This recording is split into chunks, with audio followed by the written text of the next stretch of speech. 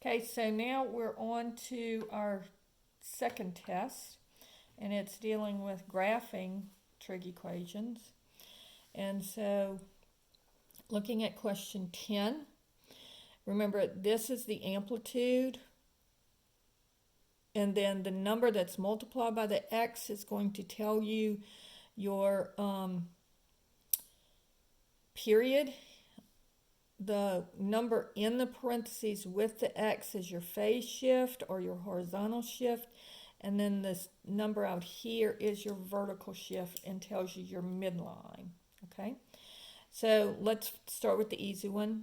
So the 4 is the amplitude, and the midline will be y equals 6 because everything is shifted up 6. Now, the horizontal shift, since the 7 is already divided out, you're just going to go, now you can do it either way. You can just say 7 times x minus 8 equals 0 and divide by 7, or you can just ignore the 7. And so x minus 8, so if I divide both sides by 7, I get x minus 8 equals 0, so x equals 8. So my horizontal shift is going to be a positive 8, so it would be 8 to the right. All right? And then finally, the period of the sine function is normally 2 pi.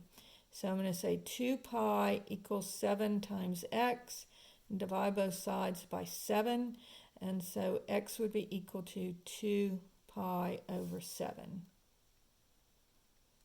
All right, so that gives you your period. Okay, problem number 11. So here again, the amplitude is 4. And we'll come back to the period and the horizontal shift, the phase shift in a second. It's shifted up 8, so that's fine. Then to find my horizontal shift, I'm going to say 2x minus 10 equals 0. And so 2x equals 10 if I add 10 to both sides, and then divide by 2. So x would be 5. So notice the difference between problem number 11 and problem number 10 is that the 2 is not already factored out. So you could factor out the 2, and again your phase shift would be 5, or you can just set it equal to 0 and figure out what your phase shift is. All right? And then finally the period, again, I'm just looking at the number multiplied with the x, and my period is normally 2 pi. So I divide both sides by 2, and I get x is equal to pi, and so my period is pi. All right. Question 12 has the graph for you, and they want you to know what the equation is. So notice that this one goes through the midline. So here's the top of my graph. Here's the bottom of my graph, and so it goes through the midline.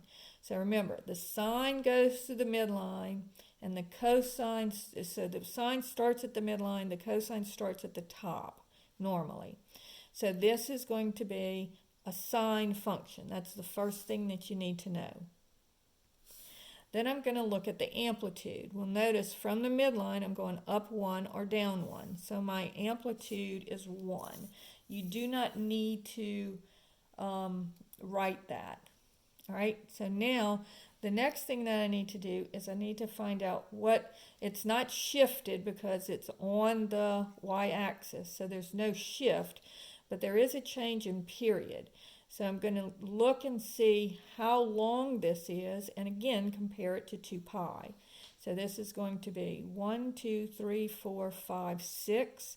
So I'm going over 6, and so it's going to be 6 is equal to 6x is equal to 2 pi, just like normal.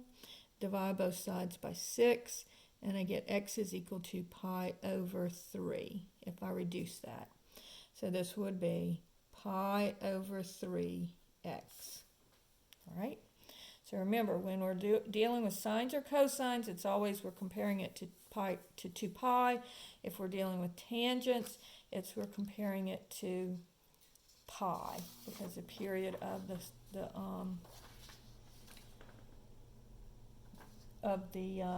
tangent function is pi. All right. The curve above is the graph of a sinusoidal function that goes through -9, -4. So this is where they want us to start. And 1, -4. And this is where they want us to end. All right. Find the sinusoidal function. Oh, I'm sorry, I forgot the phase shift. The vertical shift on this one. So notice that it shifted up 2, so I have a +2 on here. So sorry about that, I just didn't finish the problem. Okay. All right, so now this one, notice, is starting at the bottom. So this is going to be the cosine function. And it's going to be negative. So I'm going to write those two things down. All right. Now let's figure out how where my midline is and figure out what my amplitude is. So notice from the bottom to the top, I'm going from -4 to 4. So my midline's at 0, so I'm good there. And so I don't have any number to add on out here. And notice from the midline, I'm going up 1, 2, 3, 4, and down 1, 2, 3, 4. All right.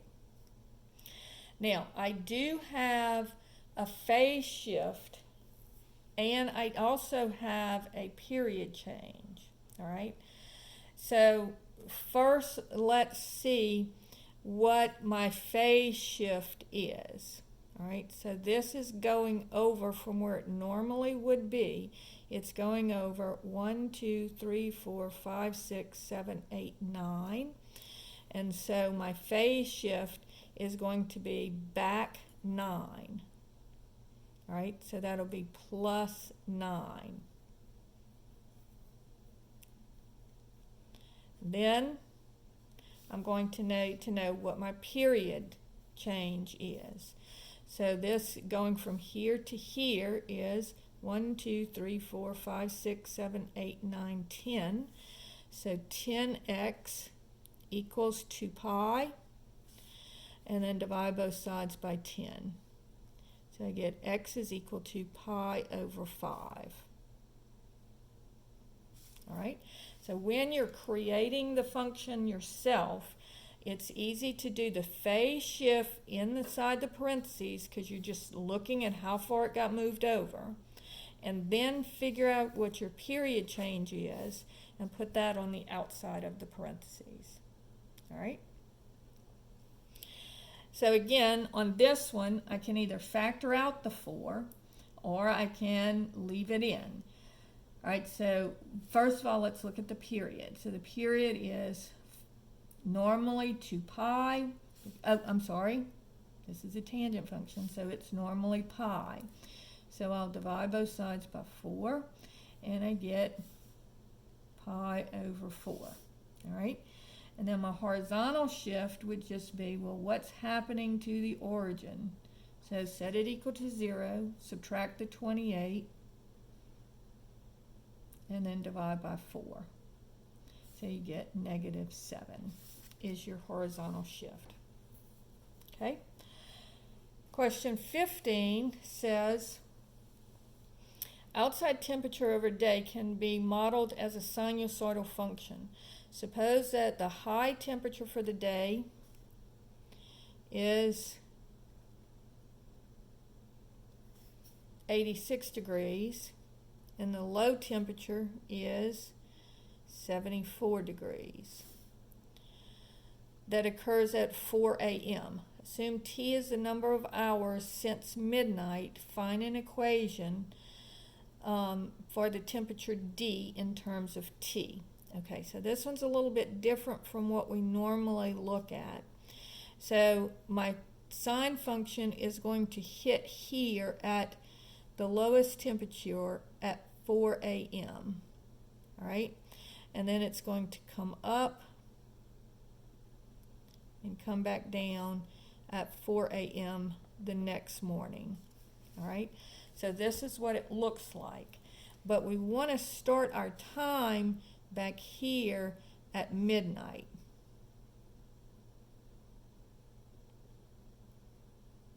So notice that I have a horizontal shift here of 4 hours. All right.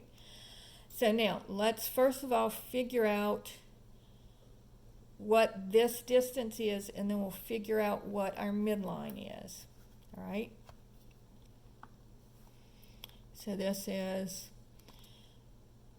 86 minus 74 equals 12. And so divide that by 2. That's 6. So it would be 6 up from here and 6 up there. So my midline is going to be 80 degrees.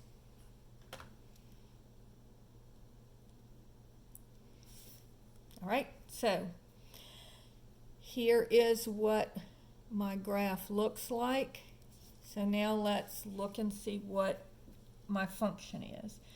So first of all, I know that I am starting at the bottom. So that tells me that I have a negative cosine function. All right. Then I also know that my midline is at 80. So I'm going to have something in here, and it'll be plus 80. And I know my amplitude is 6. All right. So that tells me that that it's going to be negative 6 cosine of something plus 80. All right, so now let's deal with the hard part. Notice that it shifted to the right 4. All right, so that would mean that x equals 4 or x minus 4 would equal 0.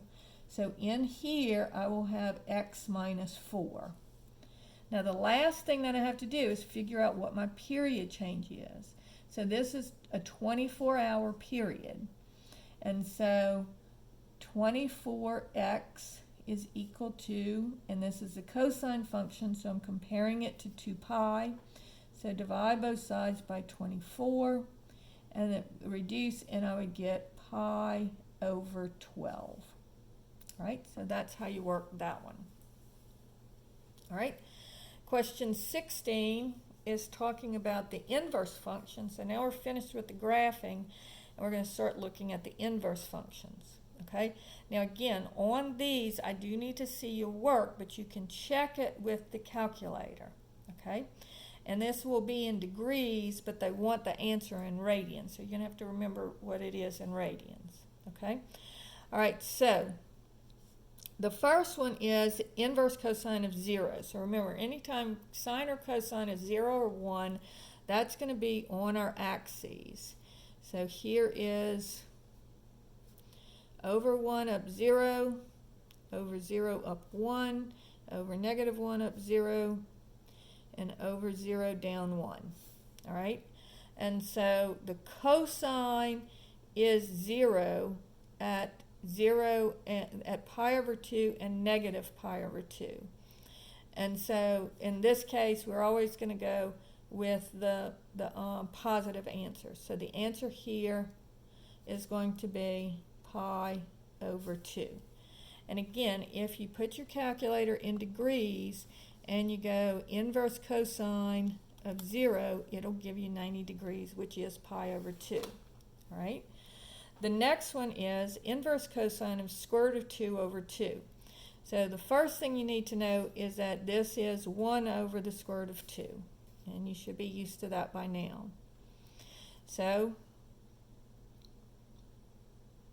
we want this to be 1, this to be 1, and this to be the square root of 2. So this is the 1 square root of 2. So this would be pi over 4. All right? And again, that's 45 degrees, so if I use my calculator, but I do want to see this triangle to show that it's pi over 4, all right?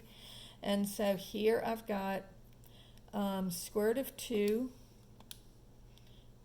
divided by 2 equals, and then do the inverse cosine, and I get 45 degrees, all right? And then finally, where is the cosine, so remember the cosine, inverse cosine goes between 0 and pi, and the inverse sine and inverse tangent go between negative pi over 2 and pi over 2. So here I've got inverse cosine of negative 1, so whereas the x coordinate negative 1 would be here, so that would be at pi.